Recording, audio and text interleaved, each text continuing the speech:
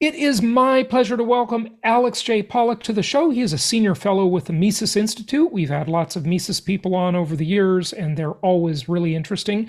He's also the author of several books, including Finance and Philosophy: Why We're Always Surprised, and his later book called Surprised Again. So we're going to look at the financial markets and why we can't really predict them and why they surprise us. Alex, welcome. It's good to have you. Thank you. It's good to be with you. Where are you located? I am now in my home office in Lake Forest, Illinois, north of Fantastic. Chicago. Fantastic. So, Alex, let's talk about the books first. I know you do a lot of work on the housing market and the Fed and Fed policy and political economy and so forth. With the books, you say that financial markets are not like reality and they're not like math. What do you mean by that? I start off the book Finance and Philosophy, and I should say that in my youth, I was a student of philosophy and actually taught it briefly. And the further I've gone along in finance, the more philosophical finance seems to me. So the book starts off by contemplating why financial forecasts are so often wrong, why the most prominent, best informed people get it exactly wrong, including chairman of the Federal Reserve and secretaries of the Treasury and various finance ministers around the world. And we contrast physical reality, let's say astronomy, with finance and economics. And in astronomy, you can make completely accurate predictions thousands of years in advance, let's say of eclipses or the path of planets, thousands of years in advance. But in finance and economics, you can't make reliable predictions even 3 months in advance or 1 month or 2 days for that matter, depending on the circumstances. And we all know that that's right, especially with respect to central banks. We know their forecasts, as they're supposedly managing the economy, are just as bad as everybody else's. It's really notable how bad they are, just like everybody else. And the book starts off with the philosophical question, why is that? Why, in spite of all the effort, and is it that we can't get these forecasts of the financial and economic future to be reliable? And no one is consistently good at it. There is a good story, which is a favorite of mine, which is what's the difference between economics and engineering? And the answer is, in economics, if somebody gets the right answer once, it makes his career. In engineering, if he gets the wrong answer once, it ends his career. Yeah, okay. And that in turn, in my view, indicates a fundamental difference in the type of reality we're dealing with. The economics and finance are not determinative, mathematically deductive, physical-like or mechanical systems. Actually, the silliest thing that people say is when they talk about the mechanisms, the mechanisms of monetary policy. These things aren't anything like machines, and they're not anything like mechanisms. Well, what are they like? The book asks, and how would we characterize them? I'm dying to know What they're the answer to like is interactions of human ideas, intents, and strategies where the ideas become reality and the reality changes the ideas and the ideas change the reality. They're interactive or recursive, and therefore we say not only unknown when it comes to the future, not only unknown, but unknowable. For somebody like me, especially fascinating. So you do a lot of work on the housing market, and I want to take some of these ideas that you've just mentioned and let's apply them to some of your work on the housing market and see if we can learn, God forbid, I don't want to say forecast or predict, maybe after what you just said, but what can we learn from this? And maybe where are we now with the housing market and where do you think it's going for whatever it's worth? Yeah. Well, we can apply it in the sense that they're in housing or in anything which has wide social and political importance, as well as economic and financial importance. There is, of course, always a tendency to want to create some kind of central direction of what's going on, like maybe set up some government-sponsored enterprises to dominate the financing, say Fannie Mae and Freddie Mac. And we should be trying to get ourselves away from that view of centralized control and make housing as much market-like as possible. Sure. Consider that of all of the residential mortgage risk in the United States, which let's call it $11 trillion, 11 or 12. The vast majority of it, 9 trillion or so, is guaranteed. The credit risk is guaranteed by the government in the form of either Fannie Mae, Freddie Mac, or the combination of the Federal Housing Administration and Ginnie Mae. Right. Well, Or just or think VA about that. Say, let's call it 3/4. 3/4 of all of the credit risk is guaranteed by the government. Why should that be? That's ridiculous. Right.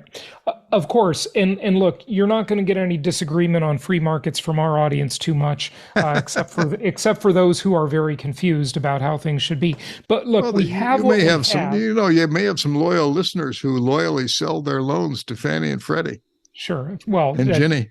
It's one thing to practice what makes sense for you as an individual actor, and another thing to philosophically disagree with it at the same time, which is completely possible. And that's where I stand. But look, we have what we have, so let's not worry too much about what we have and that kind of stuff. Yeah, let's talk about the housing prices. Actually, I'm just writing something on this right now, so it's on my mind. I have been involved for a long time, I guess 30 years, in the International Union for Housing Finance, which is an international trade association in housing finance. I mention this because America is such a huge market that it's very easy for American actors in residential real estate, or American actors in anything, to become really provincial and not pay a lot of attention to what the rest of the world is thinking and doing. And that's certainly true in housing finance. And I have found my association there very valuable for the fact there are lots of other smart people in the world, equally unable to correctly forecast, but nonetheless smart with insights. And I have enjoyed that interaction with them a lot. The International Union for Housing Finance puts out a quarterly journal of international housing finance, which I write a column in. Well, I'm just writing my current one right now, thinking about the interaction of central banking and housing finance, which is extremely important, and for better or for worse, very often for worse.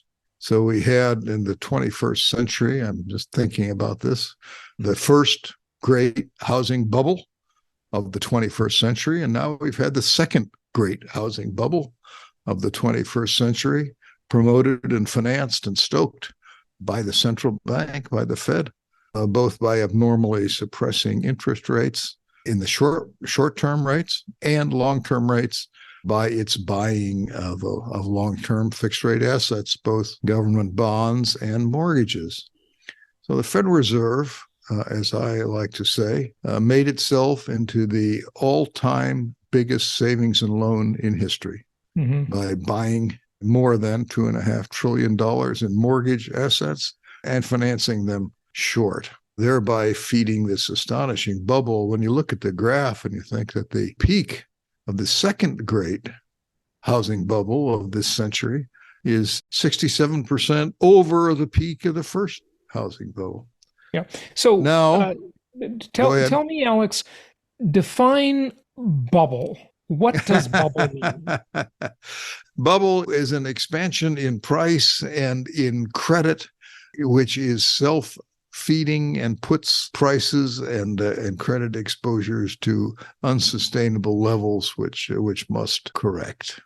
Okay, so let's talk about that for a moment. I've got a little joke on that because you're up on an important point. You remember I guess it was Potter Stewart who said he couldn't define pornography, the Supreme Court justice, but right? he knew it when he saw it. When he saw it, yeah. Supreme Court. That's a fantastic quote. When it comes to bubbles, we may be able to define them, but maybe we can't recognize them when we see them. Right. But Alex, we talk ourselves into the fact that everything's okay. Here's the thing, though. When someone uses the word bubble, I think it implies that it's going to pop. And what we, I think, have to consider is that we've got about 140 million housing units in the country, and only about 5 million of those have transacted since the massive rate hikes. So 135 million people, right, or units, housing units, have mortgages at historically low rates with 28 years left. And of those 135 million, 42% of them have no mortgage at all. They're free and clear. Yeah. So, how do you get something to pop when it's not about the 5 million people that transacted since the rate hikes in, just over a year? It's about the 135 million who are extremely comfortable. Yeah, That's I think you're different onto a really than, important point, and it yeah, could be rephrased in any market as the market prices are perhaps more made by the holders who aren't doing any buying or selling. We always think about the buyers and the sellers on the margin, right. but it's Yeah. the holders who aren't doing anything, and who, if they ever did start to do something, the market would move very dramatically. So, at the big moves, the holders start to let's say to want to sell, and we all know if very many people at once want to sell, that's the end of that price level. I Uh, agree with you. The problem is these holders have a giant incentive to keep yes, holding for 28 yes, years. And that makes me worry that this inventory shortage that we have may be quite long and severe.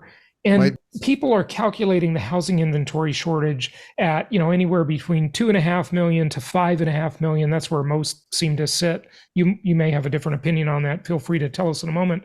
But what they're not talking about or calculating into that inventory shortage is the obsolescence factor of all of these older decaying homes that have numerous problems, including mold issues, regardless of where you stand on the climate thing. Certainly flood zones are a problem, and these older homes are especially susceptible to floods.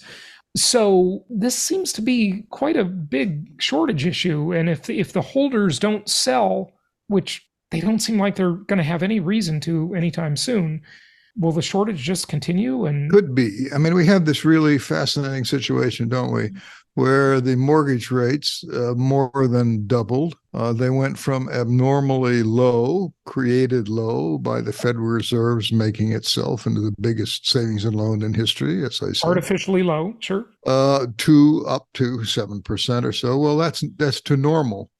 So everyone ran around saying, "Look how high rates are." Rates just were normal. 5% short rates, 6-7% mortgage rates. That's normal, but it seemed like a big change. Yep. And then we said, well, surely that will take house prices down. And house prices on a national basis fell for about 6 months, modestly, and then they've started rising again modestly, sort of on average at about the rate of consumer price inflation, 3 or 4%. At least if you believe numbers like the Case-Shiller index, their house prices are now back at an all-time high after their little correction. Well, why wasn't your answer? You're giving a reasonable answer to the question, why wasn't that correction bigger? So what happened, I think, was one of the surprises, at least to me, was there was a huge impact on volume of transactions. Yep. And on volume of mortgages. And we got the whole mortgage banking, the independent mortgage banking industry in a steep recession, if not a recession, with no volume to speak of. And of course, no refi business to speak of, which a lot of them depend on. But they're in a recession. The sales volumes have dropped dramatically, and offhand you would have said, well, that will make prices come down, but it hasn't. And so we get this sort of bifurcated, interesting situation where the prices of those who are transacting, which are the prices we observe, as you rightly say, are hanging up there, but the volumes have dropped. Now, of course, new house prices are falling, which is important to Well, note. so And, so and and the let's builders are having to talk about, throw in all kinds of incentives and stuff to move their inventory as they complete it. yeah. But So let's talk it about the isn't. new. It's the split between kind of a, as I say, a bifurcated reaction to the return of mortgage rates to normal. Excuse me. Let's talk about the new home market for a moment. What's interesting is, when you really peel the layers of that onion back on the new homes, is that really true that new home prices are dropping, or are the builders just addressing the affordability problem by building cheaper houses, Yeah, which well, they've that's been happening too. You're right? right. Yeah. So And when we look at medians or averages, of course, you always get these mixed yeah. problems. And And the that's a reason, completely rational, I guess the builders are doing that, and it's a completely rational thing to do. If you look back in time, let's say in the 1930s, the high hope of, let's say, the Federal Housing Administration was to put people into houses, and the kind of houses that were the dream houses. Yeah, well, they were 800 or 900 square foot bungalows, and people were thrilled to have them. and So now they're there 2,200 is square feet. the size of the house issue in there as well, as you say, on the at least when we're looking at the median numbers. Right, absolutely. So, in 1970, the typical house was about 1,500 square feet. Now it's over 2,200 square feet. And so I think what we're seeing is the builders trying to address the fact that for well over a decade, entry level housing just hasn't been built in this country in any numbers to even speak of. It's a Well, what would be entry statistical. level housing if interest rates were normal? So the reason I think an indicator of the fact that new home prices aren't really dropping is that when you look at a stock of an entry level builder like DR Horton, you see their stock is at an all-time high. Okay. And it is $127 today. Now, when the rate hikes happened, they thought the housing market would cool a lot, and the stock was down at like in the 60s was the lowest. So that has bumped way back up in just a year. And if you look at the gross margin for builders when they sell a home, their margins are holding up. And I'm not talking about high-end home builders like Toll Brothers. I don't look at them because that's not our market for investment properties. We look at DR Horton, KB Homes, maybe Lennar a little bit. Those are the market of the entry level, new home, which is dramatically nicer than the entry level home was, even a decade ago, and certainly better than it was 50 years ago. So those are holding up quite well. So your comment was it wouldn't be entry level if interest rates were normal, or what did you just say? That was an interesting. Well, what is entry level if interest rates are 3% is not entry level if interest rates are 7% on mortgages.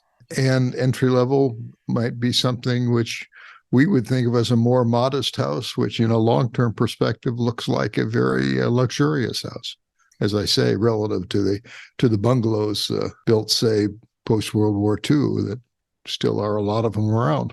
No question about it. You're absolutely right. I'm going with maybe looking at the way Freddie Mac defines it of, entry level is 75% of the median price and higher end is like 150% of the median price or something like that. It depends on the given market and it's all by comparison, of course. So it is hard to define a little bit. But yeah, okay. let's come back. Can we come back to this really interesting issue of the people who've got the 3% mortgages and don't want to give them up? Right. They have a great asset, which is a liability, which is on which they have a huge gain. They're short a mortgage whose price is maybe 80 or 85 instead of 100. Now, the problem is there isn't any way they can realize that gain except by holding on and keeping on and paying the low rate. I suppose if we still had assumable mortgages, you could, in effect, get the economic value of your old mortgage by passing it along. But the last time interest rates, when they went really high in the 80s, if you remember this history, Yep. The mortgage lending business then put in due on sale clauses. Yep. Ultimately, in 1982, the Congress passed a law to assure that these things were enforceable legally so that the lenders could get out. The lenders, who of course have enormous losses on these mortgages, could get out of them as they want to. But we do have this funny situation. You've got this really valuable financial thing, which is your mortgage, which is your liability as a borrower, and there really isn't any way under current American circumstances that you can realize the gain that you've got when you're short something it's down 15 or 20 points. So are there ways? Well, assumability historically was one way. They have in the English and Canadian markets portability of mortgages, which is you can take your same mortgage to a new house and keep it with you. Things like that would loosen up, I would think, this sort of frozen part of the market, which seems to me, and everybody says this, which ought to make you doubt it, but it seems to me it's right. That you got this great mortgage and you want to sit on it. And, your house is fine. Why not keep it? And so you get this, as I say, this bifurcated situation where the volumes are way down, but the prices keep holding up. And part of it seems to be the problem of how inadequate ways to realize the value from the borrower's point of view of this great mortgage you have. The only way you can realize it is by sitting in the house you've got. Right. Or I guess you could rent that house. And, but anyway, you want to keep owning that house. Yeah, to your point, the only way you really realize the benefit of that mortgage is by just owning that house, and you realize the benefit on a monthly basis because your debt to income ratio is so favorable, and you realize the benefit by having a lot of extra spending money compared to new entrants in the market that won't have that luxury. Alex, this has been a great conversation. Give out your website. Of course, the books are available in all the usual places, but I think you have a website you want to mention as well. It's alexjpollock.com, which has all my work of the last 6 or 7 years. You could also buy the books through that website if you wanted to. Thank you. Excellent. Alex, thank you so much for joining us. Great to be with you. I really enjoyed it.